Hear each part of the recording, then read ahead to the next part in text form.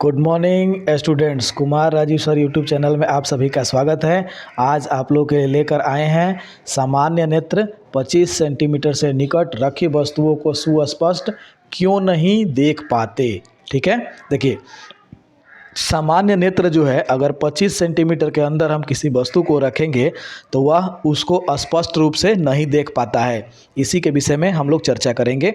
उत्तर है 25 सेंटीमीटर की दूरी पर रखी वस्तुओं का आँख स्पष्ट रूप से नहीं देखता है, लेकिन 25 सेंटीमीटर से कम निकट रखी वस्तुओं का प्रतिबिंब दृष्टिपटल पर स्पष्ट रूप से नहीं बनता है, अतः मानव वस्तुओं को स्पष्ट रूप से नहीं देख पाती है।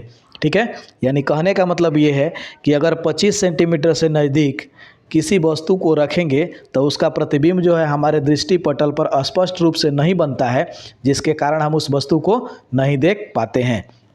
नेक्स्ट क्वेश्चन है, समतल दर्पण में बना प्रतिबिंब का साइज और प्रकृति कैसी होती है।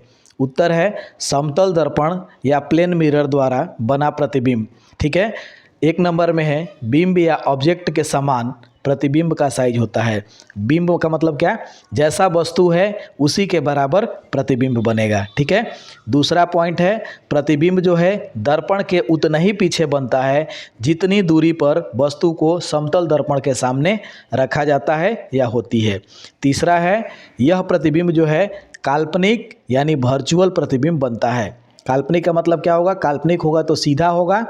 अगला क्वेश्चन देखते हैं, आभासी प्रतिबिंब क्या है। ठीक है, उत्तर है किसी स्रोत से आने वाले प्रकाश परावर्तन या अपवर्तन के बाद एक बिंदु पर नहीं मिलता है, बल्कि परावर्तित अथवा अपवर्तित किरणों को पीछे बढ़ाने पर एक बिंदु पर मिले तो आभासी प्रतिबिंब बनता है।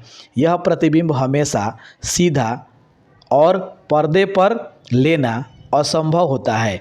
यानी आभासी प्रतिबिंब जो है हमेशा सीधा होता है, जिसे पर्दे पर नहीं उतारा जा सकता है। ठीक है, आभासी प्रतिबिंब का मतलब ये हो गया कि किरण जो है अपवर्तन या परावर्तन के बाद वास्तविक रूप से नहीं कटेगी, यदि हम उसको पीछे काल्पनिक रूप से बढ़ाएंगे तब कटेगी, जिसके कारण इस प्रतिबिंब को हम पर्दे पर नहीं उतार सकते हैं। अगला क्वेश्चन है वास्तविक प्रतिबिंब क्या है। ठीक है, देखते हैं उत्तर। किसी स्रोत से आने वाले प्रकाश परावर्तन या अपवर्तन के बाद एक बिंदु पर मिलती है तो वास्तविक प्रतिबिंब बनता है। यानी अगर किसी बिंदु स्रोत से आने वाली किरणें परावर्तन या अपवर्तन के बाद एक बिंदु पर वास्तविक रूप से कटती है तो वास्तविक प्रतिबिंब बनता है। वास्तविक प्रतिबिंब हमेशा उल्टा होता है और पर्दे पर आसानी से उतारा जा सकता है। ठीक है, यह हमारा नेत्र रेटिना पर वास्तविक प्रतिबिंब बनता है। यानी हमारे आँख के रेटिना पर भी जो प्रतिबिंब बनता है वह प्रतिबिंब वास्तविक ही होता है। क्वेश्चन नंबर 5 देखते हैं, गोलीय दर्पणों द्वारा परावर्तन के लिए नई कार्तीय चिन्ह परिपाटी दर्शाएं।